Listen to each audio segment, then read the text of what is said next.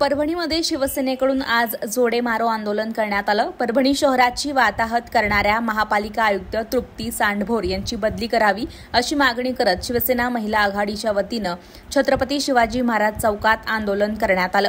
यावेळी महापालिका आयुक्तांच्या प्रतिमेला जोडे मारून निषेध व्यक्त करण्यात आलेला आहे। आमदार डॉक्टर राहुल पाटील यांच्या मार्गदर्शनाखाली अंबिका डहाळे यांच्या नेतृत्वात शिवसेना महिला आघाडीच्या वतीनं आंदोलन करत महापालिका आयुक्त तृप्ती सांडभोर यांच्या बदलीची मागणी यावेळी करण्यात आली। यावेळी आंदोलनकर्त्यांनी रस्त्यातील खड्डे खच टाकून बुजवले। आंदोलनामध्ये अनेकांनी आपली उपस्थिती दर्शवल्याचं पाहायला मिळालंय। आमदार डॉक्टर राहुल पाटील साहेब यांच्या मार्गदर्शनाखाली परभणी शहरामध्ये आज आम्ही हे जोडे मारो आंदोलन केलेलं आहे। आपण बघतोय की परभणीचा इतिहास आहे की परभणीच्या इतिहासात सुद्धा एवढी परभणी खराब झाली नव्हती, तेवढी परभणी या महापालिका आयुक्त तृप्ती सांडभोर यांच्या कार्यकाळात झालेली आहे। आपण सगळेच बघतोय की खड्ड्याची समस्या आहे, स्वच्छतेची समस्या आहे।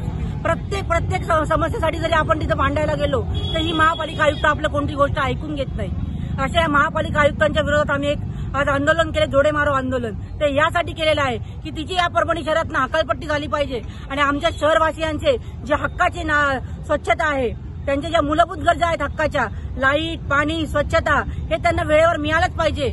त्यांनी तीन उपकर वाढवले आहेत। तीन उपकर वाढवून घरपट्टी, नळपट्टी वाढवली।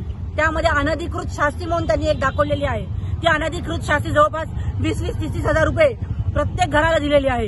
ही अनधिकृत शास्ती तुम्ही भरायची जर नसेल तर लावली कशाला कागदावरती? या सगळ्या प्रश्नांसाठी आम्ही या महापालिका आयुक्तांना वेळोवेळी निवेदन दिले, त्यांना आम्ही विनंत्या केल्या, त्यांच्या विरोधात आंदोलन केले, पण कोणतीही एका दोन शब्दांनी सुद्धा या महापालिका आयुक्तांनी कधी येऊन त्याचा खुलासा केला नाही की आम्ही तुमच्यासाठी एवढं करू म्हणून। अरे तुम्ही आम्हाला परभणी शहरातले खड्डे किती आहेत असं लिहून द्या म्हणतात। कुठला खड्डा लिहून द्यायचा आपण? तुम्हीच सांगा आम्हाला। मीच तुम्हाला प्रतिप्रश्न करते की कोणता खड्डा त्यांना आपण लिहून द्यायचा। आणि आपण बघतोय की गेल्या काही ही जी महापालिका आयुक्त आहे, मिंदे सरकार जसं आले तर मिंदे सरकारच्या त्यांच्या सरकारच्या शासनाचा जो नेता आहे आढळराव पाटील, त्यांची ही नातलग आहे।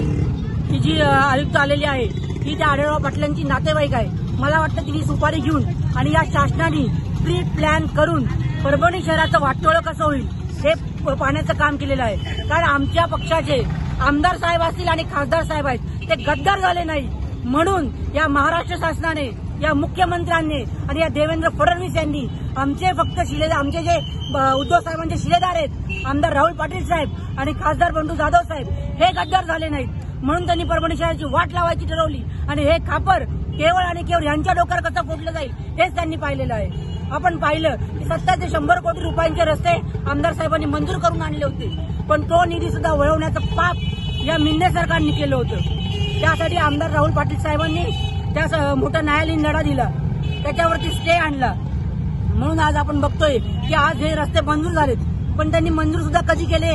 ऐन पावसाळ्याच्या तोंडावरती, जेणेकरून हे कामं होऊ नयेत आणि हे काम होईपर्यंत विधानसभा लागती।